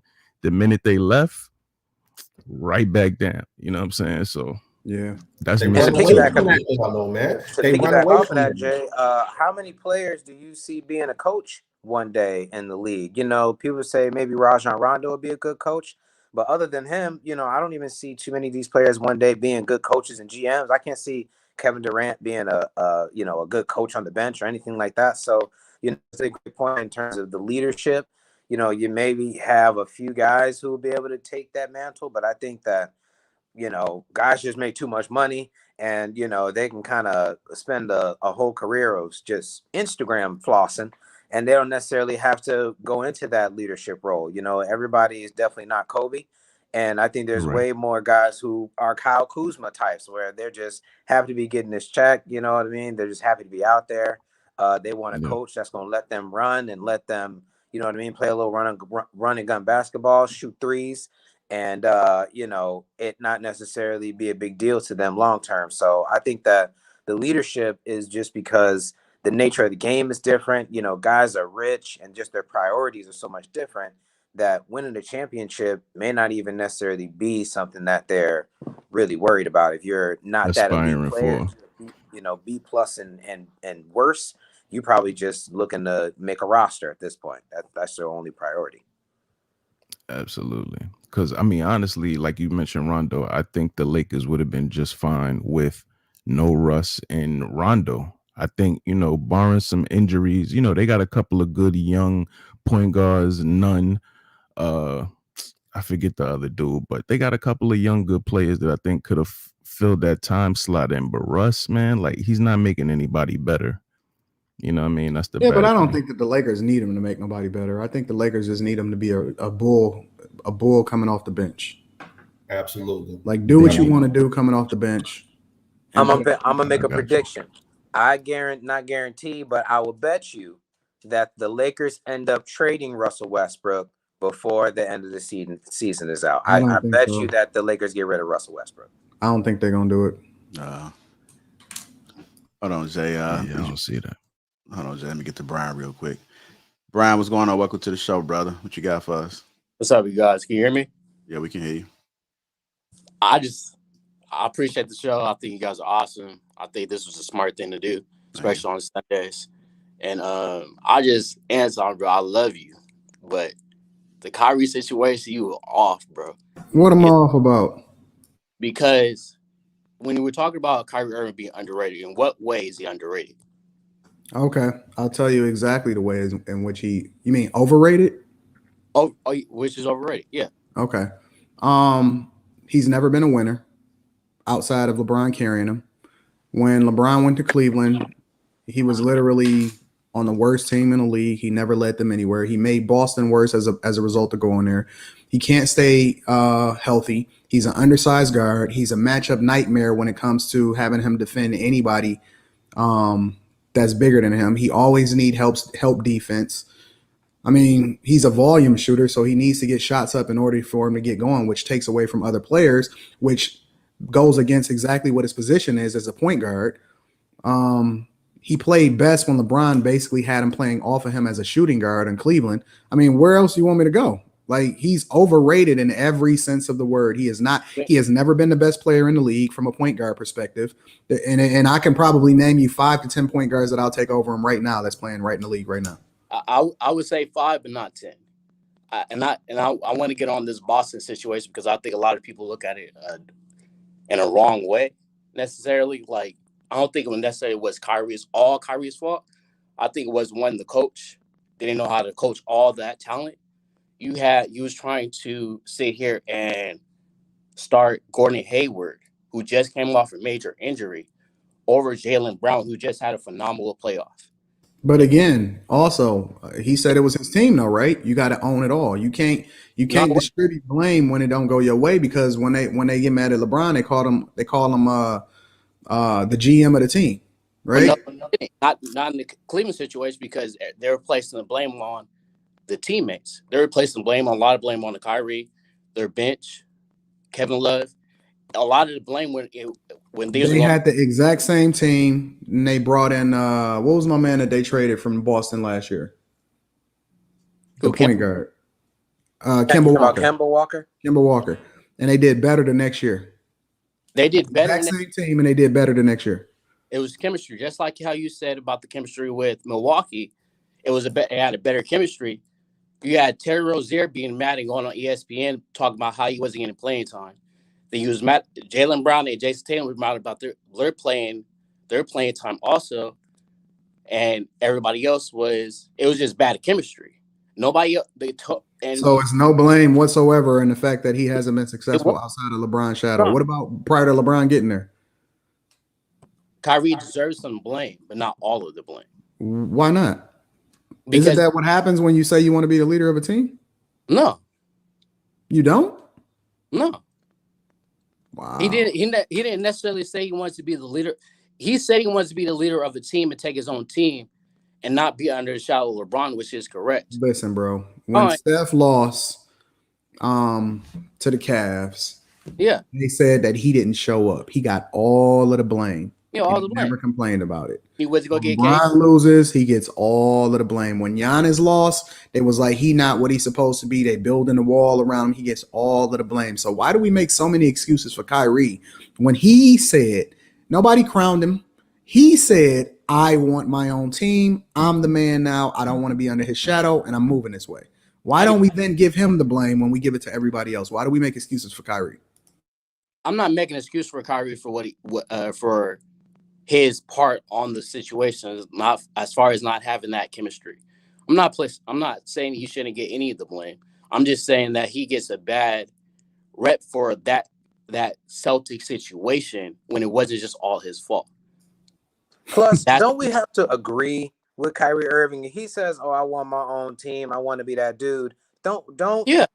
The NBA and the fans have to be like, yeah, Kyrie, you do need your own team and you should be that dude. If no one believes him, I feel like that's why he doesn't really get the blame like he should, because no one really believed that he was that guy in the first place. I don't believe that, but I never thought that he was going to be I thought he was A1. I never thought he was a number one. I thought that, especially with LeBron, he was a great compliment for having that at the same time. But as far as having, do you honestly believe that Kyrie is the man? I don't believe he was the number one play. He was the number one player on our championship team. Do you believe that Kyrie is the man? Do you honestly believe that? I think he's one of the best players in the NBA right now. Yeah. Over who? Over who? I said one of the best players. I'm not. I say top 15. Jesus Christ. You can't go there. No way. No how. No way, no how. Top 15. Listen, you can take probably 2 or 3 players from every single team, and nobody is taking Kyrie over Jaylen Brown. Nobody's taking Kyrie over Zach LaVine. Nobody's taking Kyrie over Ja Morant. Nobody's taking Kyrie over Luka. Like, I can probably name 25 right off the top of my head without even blinking. I don't know if Kyrie is not better than Ja Morant, De'Aaron Fox. Right. Nobody is taking Kyrie over Ja Morant and De'Aaron Fox. Nobody. De'Aaron Fox? I think he's talking about. I think he's talking about like the eye test. Like everything you know about Kyrie Irving, will I take him along with his baggage over the people that he mentioned? He's not saying Nobody talent. is taking I don't Kyrie think he's over none of these people. You taking Darian Fox over? Yes. Yes. Yes. 1,000%. What I'm has he taking him. done? What has he done since he's been in the league? What has he done? What has Kyrie done outside of LeBron? That's my question. He helped. That's my. You have to have to answer my question. What has Darian Fox done in the What league? has Kyrie done outside of LeBron? He has done You anything. answer mine, I answer yours. He has done anything. So what? So why can you use that to make your argument? Outside LeBron, he hasn't done anything. So how can you use that question as a part of your argument? Because my part of the argument is I don't believe he's number one. I don't believe he's the number one guy. He's not even a top 25 in the league today. Not even close. That's not even close, bro. That's crazy. I'm not. My God, bro. Darian Fox over Kyrie. Anton, you talking about for guards or overall? He said he's a top 15 player in the NBA. Yeah, I don't know if I would go with that, but I mean, in terms of guards, if I want a point guard, I might take Kyrie over Spencer Dinwiddie. You know what I mean? Kemba Walker. I'm taking Spencer over Kyrie. At this point. I'm taking Spencer over Kyrie, bro. I'm not taking. I'm taking Spencer Dinwiddie guards people. I'm taking Spencer Dinwiddie guards people, fam. That's crazy. Listen, bro, seriously, you can name Milwaukee Bucks got 3 players right off the bat that fill a bigger hole than Kyrie ever will. You're not taking Chris Middleton. You're not taking him over Chris Middleton.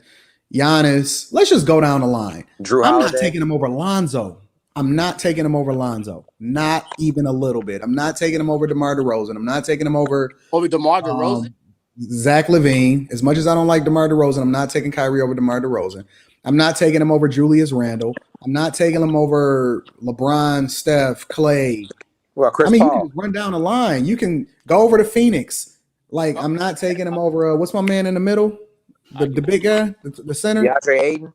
I'm not taking him over DeAndre Ayton. Bro, I can literally just run down the line of all the different teams in the league. Chris Paul. What about Chris Paul? It's not happening, bro. The point guard? I'm not taking him over Melo. Love Melo, the younger kid. Both brothers. I might not take him over Jello. If Jello. Okay, that's too far. Too far, bro. Hey, Anton. Too far. Hey, Anton. Cal said, what about Chris Paul? He's a locker room guy. You never know. I'm never taking him over Chris Paul, ever. Chris Paul is actually... After OKC, after that situation when he went to OKC and took that team to the playoffs, how good he was playing, I can't take that either. I'm never taking him over Chris Paul, ever. Chris Paul is actually a true point guard. I'm not taking him over CJ McCollum. I'm not taking him over Lillard. Kyle Lowry. I'm not taking him over nobody, bro. Well, that's kind of something to think about, Brian. Just the fact that it was a locker room. A couple people got to rotate in. I got you, bro. Yeah. I appreciate it. I appreciate you calling. Thank you. Y'all love Kyrie, bro. I don't know what's wrong with y'all. I don't know what he did to y'all. I don't know what he put in y'all drink. It's the internet, man. Kyrie, Instagram superstar, man. What's going on, Mr. Crazy. Savage? Welcome to the show. What you got for us? Appreciate it, man. Y'all cap. It ain't 10 Why we players cap in the league. It ain't 10 players in the league. We just talking about straight skill wise who are better than Kyrie Irving. You cap. 10 players in the league better than Kyrie Irving. See, you know how I know when people know that their argument is defeated is they start to try to zero in on a specific thing in order to try to make their argument. That's what we talking about. Skill. We ain't talking about off the court. Skill wise, there wasn't nobody better than Steve Francis when he came into the league, and ain't nobody talking about him. It was tons of players better than Steve. No, it was not. You really don't understand how good Steve Francis was. You just you hit me with something real right there, Anton. That's real. Steve Francis was one of the most skilled players to come into the league, and nobody is talking about him. Skill alone, especially when we're talking about ranking him amongst the greats, it can't be the end all be all of the conversation. When the dude is a defensive liability. Years, bro. Kyrie is in what year is he in? What difference do it make? What year is Chris Paul in? I take Chris Paul over Kyrie. I wouldn't. Chris Paul finally after year 17, 18, he just got to a championship. Kyrie has been to championships. But again, you have LeBron. LeBron Okay, took them. and how many Wait. You're not taking this into consideration. LeBron took them from worst to first when he got there. Okay, who else did he have? Kyrie and Kevin Love. He had 3 All-Stars. He had It's Kyrie Irving. listen. There is nobody. Hold on, bro. Go ahead. There is nobody. If you are a top 15 player, is no reason in the world why you should be last place in the East. I'm not saying he was a top 15 player. You said he was a top 10 player. His first 2 years, I'm not saying he was a top 15 player. I'm talking about now. LeBron came in and instantly transformed his franchise. His 3rd year, and he also had an addition. No, he transformed the franchise immediately. With Kevin Love and Kyrie Irving. No. When he came into the league, he transformed the franchise. Who? Are you talking about with the Cavaliers? Yes. Yes, he did. But did he win a championship? Not in his first time, no. Exactly. When did he win a championship? When he was in Miami. Exactly. Who did he have with Miami? Dwayne Wade and Chris Bosh. I'm going to go down this path with you. My point exactly. You can't name a championship that LeBron has. He's won championships on 3 different teams. Kyrie had Jalen Brown. Hold on, wait. With multiple All-Stars. Again, you're using other people in order to make your argument for Kyrie. Kyrie, hold on, wait. Go ahead. Kyrie has never not played with All-Stars after he had LeBron. And he still cannot. Every team he goes to after LeBron, he makes them worse as a result of him being there. Okay. Now, can I rebuttal that? Yeah, 100%. Every single team LeBron has went to a championship with, he has had multiple All-Stars. Kyrie. What does that have to do with anything? Kyrie has too. No, he hasn't. When he went to the what? Celtics, he didn't have multiple All-Stars. Yes, he did. No, Jalen Brown wasn't an Jason All-Star. Tatum and Jalen Brown wasn't All-Stars? No, that season, no, they weren't. Oh my God, Jason Tatum bro. He became an All-Star that season. He wasn't an All-Star. That's an All-Star. Listen to what I'm saying. Gordon. Listen to and Gordon Hayward. Yep, that's true. Who? Gordon Hayward. He just had a phenomenal season over in Utah. He just came from an injury. He just came more excuses from Kyrie fans than any player I've ever seen in my entire life. It ain't make sense when y'all was saying that Kyrie Irving wasn't even a top 25 player. He's not a top 25 player. Yes, he is. Why do you think the Nets still want him on the team? Why do you think because they were paying him, and the only reason he got hold on, bro. I'm gonna tell you why. It's a big 3. No. You're wrong. The only reason the Nets took him is because KD wasn't going there without him. KD got him that bag. Why do you think that? Ben? Because they were friends. They don't have nothing to do with his skill set. Yo, so you think I'm gonna get my friend? Listen, think about it. No, think about it. I'm gonna tell you, Aaron. Look, listen. I study basketball. Wait. I'm gonna tell you why. Listen, and this is how I know my argument is right. Because he got a bag for Kyrie because he was his friend, and he got a bag for DeAndre Jordan and said, "I'm not coming there without DeAndre Jordan too." So why did he bring DeAndre Jordan and he not an All-Star? I've never heard of that. Oh my God! I don't know if anybody else on the panel's heard of him not coming. Seriously? Unless DeAndre Jordan's came. I've never heard of that. But the Kyrie, I've heard of that. All right, I've heard of that. You need to go back and do your research, bro. Leave Steph Curry and Klay Thompson to go win another championship with Kyrie Irving if he's subpar today's skills. Okay.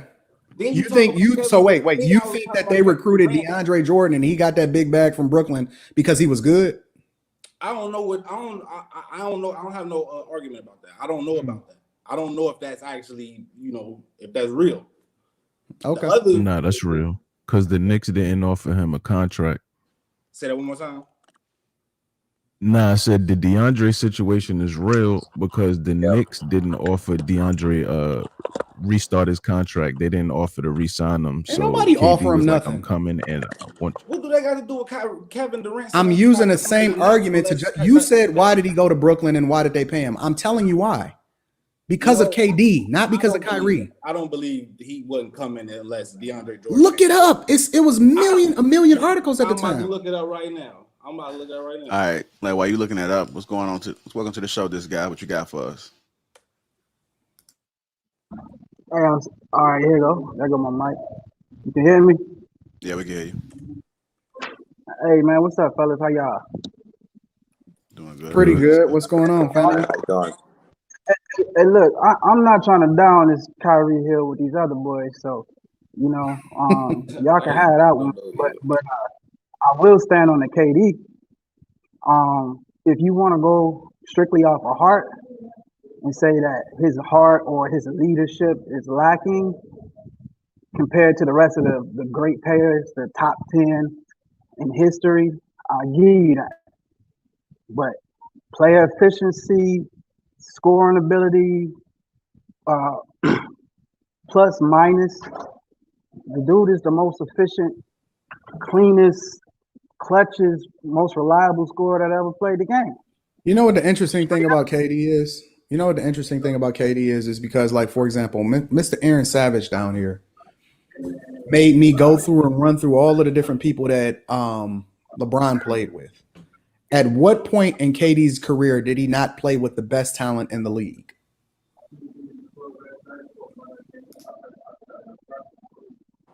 Well, hold on now. Is Kevin Durant the team that Kevin Durant's with on right now? One at a time. Would you say that he's on a team that has some of the best talent in the league right now, New Jersey Nets? At what point? Yes, he has the arguably one of the greatest scorers of all time playing right next to him. So James Harden being on the team is all Kevin Durant really needs. That's not what I said. The point that I'm making is that he's talking about player efficiency and plus minus. Listen, when you play with the best players in the world and the opposing team, the team that's coming to your arena got a plan for everybody in addition to you, it's going to help with your player efficiency. It's going to help with your plus minus. It's going to help with every other stat that he's named. If you plan by yourself, it's going to be a drastic difference than what it is that you're delivering on the other side of that coin. That argument don't hold weight when you're talking about the greats. Kevin Durant can walk out there and pick 4 other dudes out the crowd, and they still can't hold him. And they wouldn't make the playoffs. And they wouldn't make the playoffs. Can't hold him from scoring. They wouldn't make the playoffs in the East. In the East, he could take 4 dudes out the crowd, and they wouldn't make the playoffs. Ain't nobody on this planet can that 7-foot dude from anywhere inside of 30 feet, stop him from doing anything he's trying to do. Now, if you want to talk about his leadership intangibles, I'll give you that. That's not his strong suit. But if that's the case, you got to take Scottie Pippen off that list. One of the greatest Scottie players. Pippen over both of them. I'm taking Scottie over Kyrie and KD. You take Scottie Pippen over Kevin Durant. Blasphemy. Scottie Pippen over Kevin Durant. I'm taking Scottie Pippen over KD and Kyrie. What Scottie Pippen ever did without Mike? What do you mean? He went to the Blazers and they had a phenomenal season and they had a great playoff run when Mike wasn't there. The years that Mike retired. Why did they fall off? Why didn't they get it? He didn't get a ring, but neither has KD without the recruitment of Steph and Clay. It was the same team minus Mike. They went far. They had all the talent. Why didn't he achieve the goal that they were looking for that year? What actually happened? A dude named Hugh Hollins messed that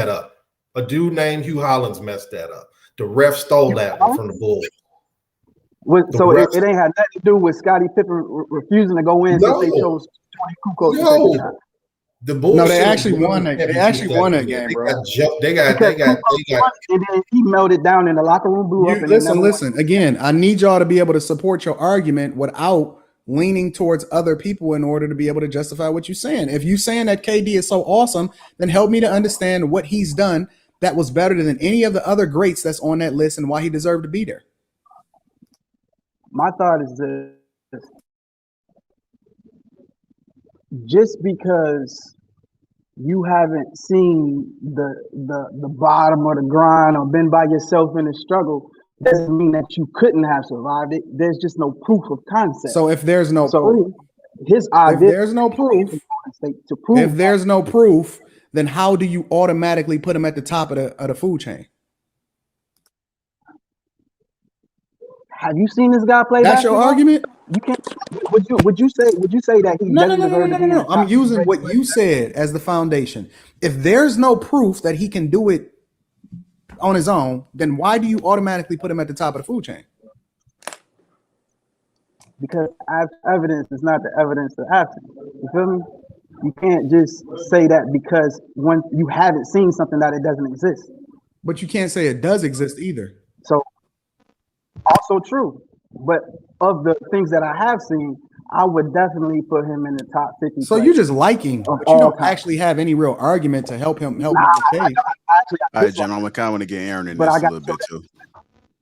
That's you could basically say the same thing you just said, Anton, to him. You could say that to you. Say what you saying. What you trying to say? Am I? No, I ain't muted. Can y'all hear me? We can hear you. Yeah, we can. Go ahead. Go ahead. Basically, exactly what you just said. What point you making? Hey, Aaron, just keep talking, man, because I think he got a slight delay. So just go ahead and keep talking. Every argument he using for KD, you can use the same argument for the greats you saying he not compared to.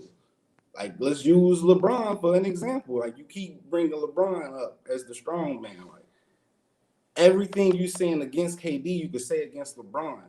What has he done by himself? What do you mean? What is it? I didn't say that he did anything by himself. This guy said that he did something by himself. I'm using him as LeBron went to the finals with a roster full of bums, man. He did, bro. With Drew Gooden. But we don't compare. Right, Boobie Gibson and what's the other one that was crazy, man? Bergeron. The dark skinned one that they brought LeBron in to help him. I feel you, but did he Larry Holmes? So bringing that up don't you get what I'm saying? Like, KD went to the finals as a youngin with a young Westbrook and a young Harden. With all and a young Ibaka and a young This dude had Russell Westbrook. He had Jesus Serge Ibaka. He had James Harden coming off the bench. Yeah, exactly, because they was a young team. Jesus I'm Christ. using the same thing. Basically, I'm saying it was a young trash Thunder team who went to the finals, just like LeBron took a young trash Cavaliers team to the finals. They wasn't a young trash team. Yes, they were. What are you talking They about? was young. Oh my God, bro! If you sitting here telling me that the Oklahoma City Thunder was a trash team, they weren't trash. They was They babies, wasn't though. trash, but they went to the finals apparently. Jesus Okay, Christ, bro. so was the Cavaliers trash? That team LeBron took to the finals? Was they trash? I can't do it, bro.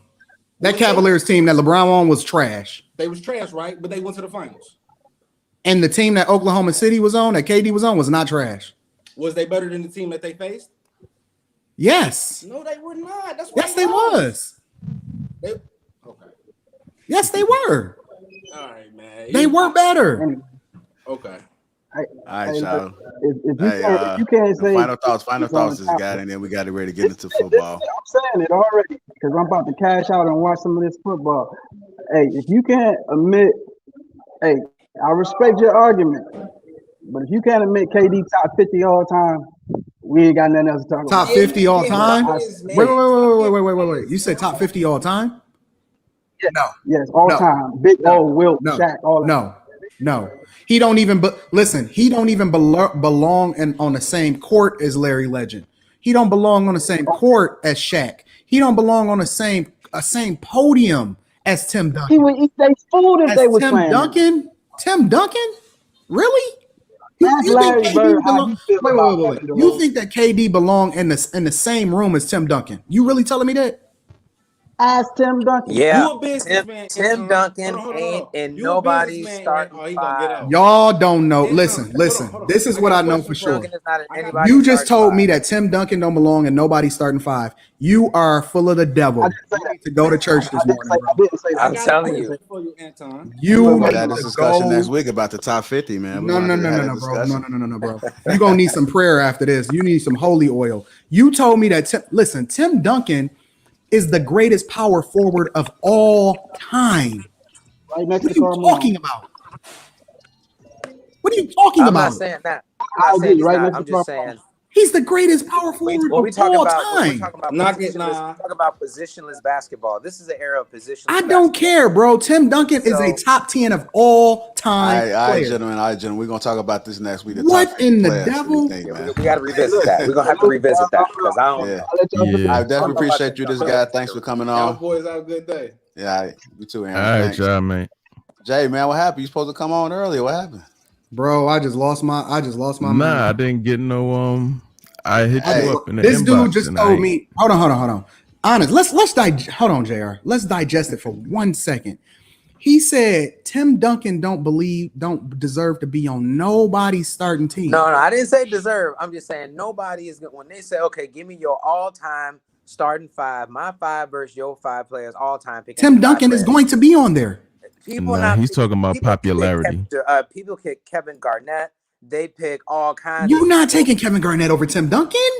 No way. No. Let me see. Basketball purists are not taking KD over Tim Duncan. Tim Duncan, it wasn't pretty. It wasn't flashy. He wasn't cool. He didn't have no swag. He just shot the ball off the backboard 3 million times, and that was his career. It wasn't pretty. He got the job done. Nobody ever in their right mind is ever taking Kevin Garnett over Tim Duncan. Nobody. Matter of fact, I'll take Kevin Garnett over KD all day. All day. Yeah, I would too. All day. Oh my God, bro! I just lost my head on that. Anton, look like you start sweating. You so bothered by that, bro. Tim Duncan is the greatest power forward of all time. I'm not disagreeing with you. I'm just saying in terms of offensive, ability. Who would you rely on? I'm not saying that Tim Duncan is bad. Did you remember who they went to destroy LeBron over there on the Heat in the twilight of his career? Do y'all remember that? Oh my God, bro! Don't. I think that them Spurs teams were, just as much coaching, Manu Ginobili, Tony Parker, all them guys, as much as it was Tim Duncan. Tim Duncan was the emotional leader, and he was the right hand man to the coach. But he wasn't no offensive juggernaut by comparison. Yes, he was. You know what I mean? Hey, Tim Duncan don't have scoring. I want you guys to do y'all homework. We're gonna talk about this. We're gonna talk about this next week. Y'all do y'all homework and bring that same energy back next week. Oh my God, bro! I just Tim lost Duncan. the gas. I'm about to go take a nap. I'm taking a nap. All right, y'all. Appreciate y'all, man. All right, brothers. Appreciate y'all tuning in. Make sure you hit that like button. Great show as usual. See us next Sunday, 10 o'clock Central Time.